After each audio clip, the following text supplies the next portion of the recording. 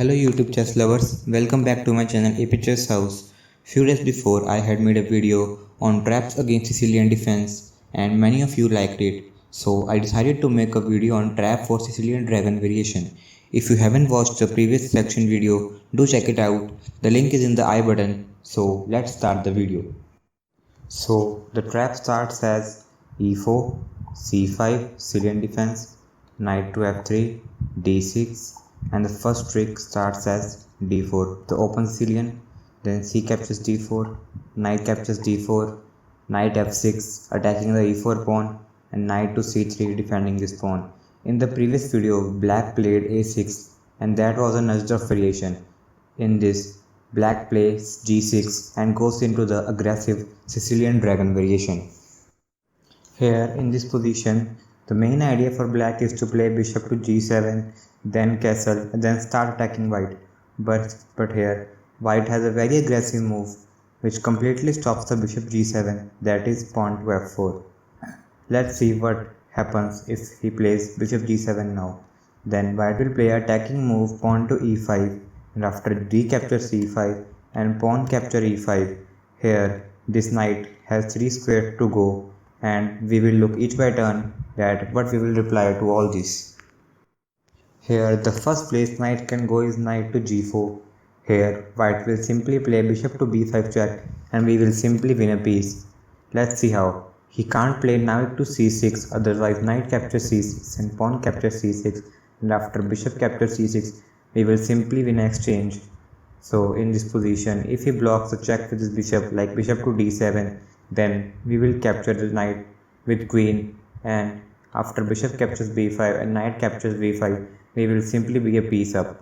So in this position, if he tries to run away with his king like king to f8, then we will simply play knight to e6, and by discover attack, this queen will be gone. Here the second square the knight can go is knight to d7.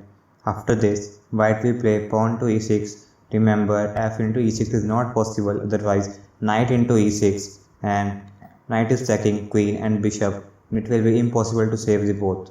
So after e6, most players play knight to f6 here, but after e cross f7, king cross f7 and bishop to c4 check, the only good way to defend the check is pawn to e6, after which white castles, black plays rook to d8, and white plays bishop to g5 pinning this knight, and black keeps his king to safety by playing king to g8. But after knight to e4, look, 3 pieces are attacking this knight and the only way to defend is knight to d7. Here white plays knight to d6 attacking this rook, and after rook to e7, white plays knight into e6. Here the only good move for black is queen to b6 check, and after king to h1, black plays king to h8 to avoid this deadly bishop check. Here white plays knight cross bishop g7, and after king cross g7, white plays queen to d2.